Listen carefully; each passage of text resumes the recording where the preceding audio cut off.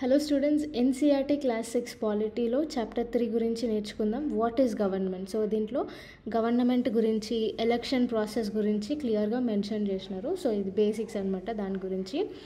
So కంట్రీలో ఒక government ఉండడం అనేది చాలా ఇంపార్టెంట్.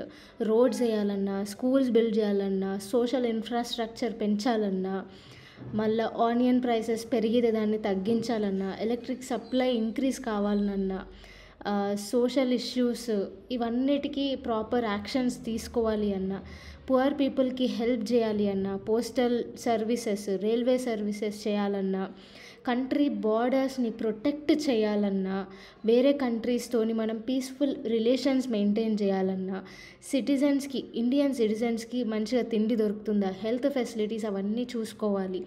మళ్ళీ న్యాచురల్ డిజాస్టర్స్ వస్తే, సునామీ, ఎర్త్క్వేక్ లాంటివి వస్తే పీపుల్కి అసిస్టెన్స్ అనేది ప్రొవైడ్ చేయాలి. వాళ్ళకి ఫుడ్, వాటర్, షెల్టర్ ఇవన్నీ ప్రొవైడ్ చేయాలి. మళ్ళీ ఎవరైనా క్రైమ్ చేస్తే వాళ్ళని కోర్టులోకి తీసుకొని పోయి ప్రవేశపెట్టి వాళ్ళకి పనిష్ చేయాలి. ఇది కూడా ఒక పార్ట్ ఆఫ్ గవర్నమెంటే. సో ఇట్లాంటివన్నీ గవర్నమెంట్ మేనేజ్ చేసుకుంటూ వస్తుంది. సో కొన్ని ఫంక్షన్స్కి కొన్ని ఇన్స్టిట్యూషన్స్ అనేవి సెటప్ అయ్యి ఉన్నాయి. ఓకే, ఫర్ సపోజ్ మనకి సుప్రీం కోర్ట్ ఆఫ్ ఇండియా ఉంది. పీపుల్ క్రైమ్ చేస్తే వాళ్ళని పనిష్ చేయడానికి. ట్రాన్స్పోర్టేషన్ కోసం ఇండియన్ రైల్వేస్ అనేవి ఉన్నాయి. పెట్రోలియం కోసం భారత్ పెట్రోలియం అనేది డిఫరెంట్ ఇన్స్టిట్యూషన్స్ అనేవి మన దగ్గర ఉన్నాయి. ఓకే, సో గవర్నమెంట్ అనేది డెసిషన్ మేకింగ్ చేస్తుంది. సో ప్రాపర్ గవర్నమెంట్ ఉండాలంటే లీడర్షిప్ అనేది కరెక్ట్గా ఉండాలి. సో ఈ లీడర్షిప్ వల్ల యాక్షన్స్ అన్నీ, మనం చేసుకునే లాస్ అన్నీ కరెక్ట్గా ఇంప్లిమెంట్ అవుతాయి. సో లెవెల్స్ ఆఫ్ గవర్నమెంట్కి చూసుకుంటే మనకి 3 లెవెల్స్ ఆఫ్ గవర్నమెంట్ ఉంటుంది. ఒకటి లోకల్ లెవెల్, ఇంకొకటి స్టేట్ లెవెల్, ఇంకొకటి నేషనల్ లెవెల్. సో ఇట్లా మనకి 3 లెవెల్స్ ఉంటాయి. లోకల్ లెవెల్ వచ్చేసి విలేజెస్లో, టౌన్స్లో, లొకాలిటీలో గవర్న్ చేయడం లోకల్ లెవెల్. స్టేట్ లెవెల్ వచ్చేసి ప్రతి స్టేట్కి ఒక గవర్నమెంట్ అనేది ఉంటుంది. నేషనల్ లెవెల్ అంటే సెంట్రల్ గవర్నమెంట్, ఓవరాల్ కంట్రీని రూల్ చేసేది ఈ నేషనల్ లెవెల్లో ఫామ్ అయిన గవర్నమెంట్ అనమాట. సో మన ఇండియాలో 28 స్టేట్స్, ఇంకా 8 యూనియన్ టెరిటరీస్ అనేవి ఉన్నాయి. సో డిఫరెంట్ స్టేట్స్కి డిఫరెంట్ గవర్నమెంట్స్ అనేవి ఉన్నాయి.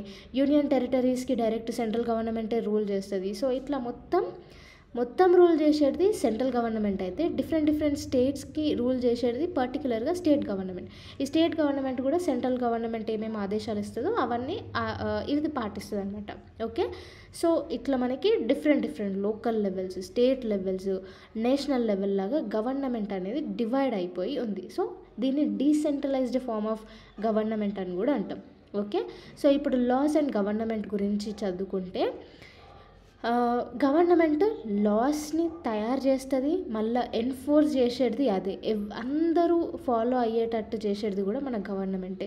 సో గవర్నమెంట్కి లా తీసుకొస్తే దాన్ని ఎన్ఫోర్స్ చేసే పవర్ కూడా గవర్నమెంట్కి ఉంటుంది. ఫర్ ఎగ్జాంపుల్, డ్రైవింగ్ లైసెన్స్ ఉన్న వాళ్ళే వెహికల్స్ డ్రైవ్ చేయాలనేసి ఒక రూల్ పాస్ అయింది.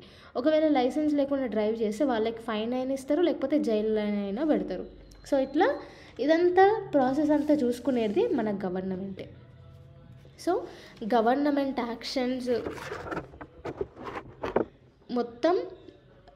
గవర్నమెంటే మొత్తం ఇదంతా చూసుకుంటుంది అనమాట. ఫర్ సపోజ్ గవర్నమెంట్ ఒక లా పాస్ చేసింది, కానీ గవర్నమెంట్ యాక్షన్స్ ఆ లాకి తగ్గట్టు లేకపోతే మన ఫండమెంటల్ రైట్స్, సో గవర్నమెంట్ అందరికీ government services open for all అనేసి ఒక లా పాస్ చేసింది. కానీ కొంతమందిని ఇట్లా పువర్ పీపుల్, వేరే రిలీజన్, వేరే క్యాస్ట్ ఉన్న వాళ్ళకి గవర్నమెంట్ జాబ్ అప్లికబుల్ కాదు అని చెప్తే గవర్నమెంట్, మనం సుప్రీంకోర్టుకి పోవచ్చు. మనకు న్యాయం జరగడానికి మనం పోయి సుప్రీంకోర్టులో కేసు వేస్తే సుప్రీంకోర్టు మనకు న్యాయం చేస్తుంది as per the law. So ఇదన్నమాట పవర్ఫుల్ ఇన్స్టిట్యూషన్స్. మన ఇండియాలో కొన్ని పవర్ఫుల్ ఇన్స్టిట్యూషన్స్ అనేవి ఉన్నాయి. సో అది మనకి గవర్నమెంట్ తరపున న్యాయం జరగకపోతే కోర్ట్స్ ఇవన్నిటి పరంగా కూడా మనకి న్యాయం అనేది జరుగుతుంది. సో మనకి గవర్నమెంట్లో కూడా డిఫరెంట్ టైప్స్ ఆఫ్ గవర్నమెంట్ అనేవి ఉంటాయి. డెమోక్రటిక్ గవర్నమెంట్ ఉంటుంది. అందులో ఫస్ట్ది డెమోక్రసీ అంటే ఏంది? ప్రజలచే ఎన్నుకోబడ్డ ప్రభుత్వాన్ని డెమోక్రటిక్ గవర్నమెంట్ అంటారు. సో ఇది త్రూ ఎలక్షన్స్ ద్వారా మనము ఎన్నుకుంటాం లీడర్స్ని. వాళ్ళు ఒక గవర్నమెంట్ ఫామ్ చేసి వాళ్ళు లాస్ అవన్నీ చేస్తారు. అంటే ఏంది? ఇండైరెక్ట్గా మనమే లాస్ అనేవి ఫ్రేమ్ చేస్తున్నాం అన్నట్టు.